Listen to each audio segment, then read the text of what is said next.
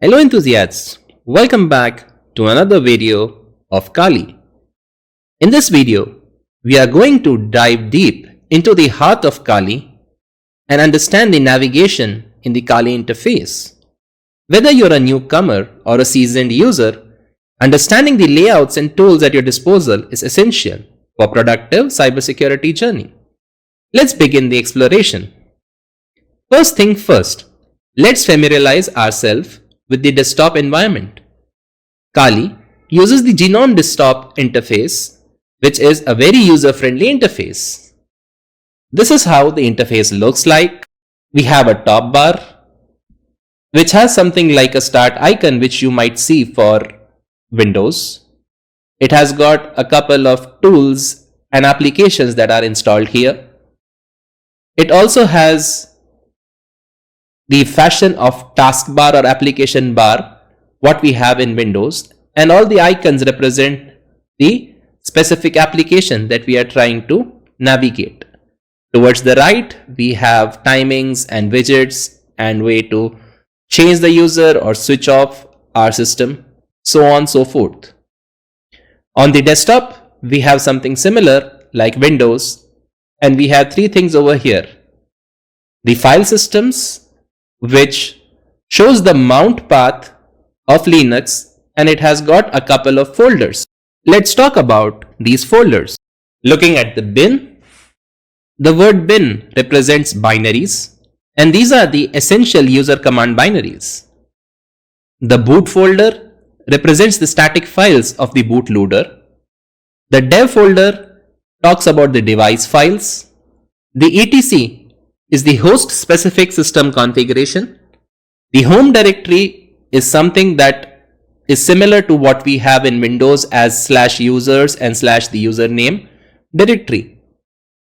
The lib represents for the libraries that are shared and the kernel modules. The media is the mount point for removable medias.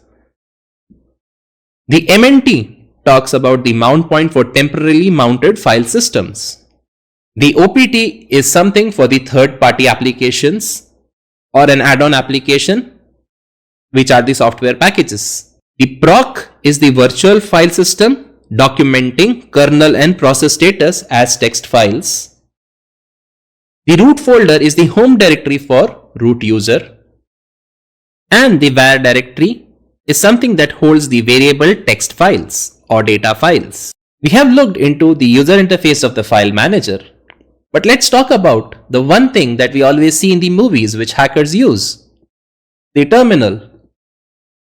So this is how the terminal looks like. It looks like a simple interface where you can add in few commands. These commands are predefined. And let's talk about few commands. The first command being ls, which lists the file to the point where you are currently. Right now, we are in the bash folder. Let's move to our mount folder, which is the /cd, stands for change directory, and we move to the /mount point. The /mount point is where we saw all of our folders that we discussed. We can use commands like mkdir, which means you can create a directory with the name demo. Now, as you could see, the Kali user is not authorized to create anything on this specific mount point.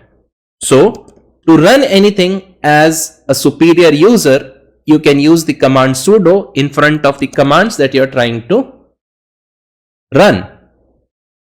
Now, as you could see that since Kali user that was created was an admin user, it was able to create the demo directory. Now, let's try to move something into the demo directory. I am using VI, which is the text editor tool for terminal, and I am trying to create a demo file. Now, we cannot directly create the file which tries to so we cannot create a file which already exists as a folder in the mount path. So let's create a demo file and then add something to it. Say demo text. Now for saving, I'm using the escape:WQ,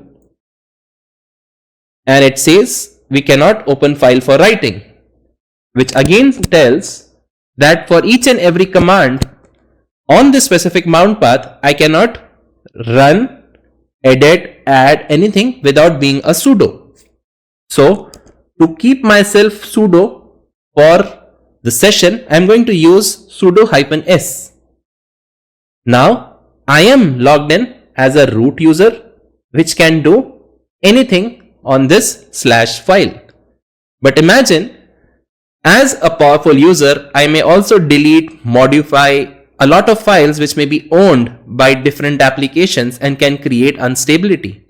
Also, having a root access to system creates a lot of vulnerabilities open to the operating system files as well as the folders.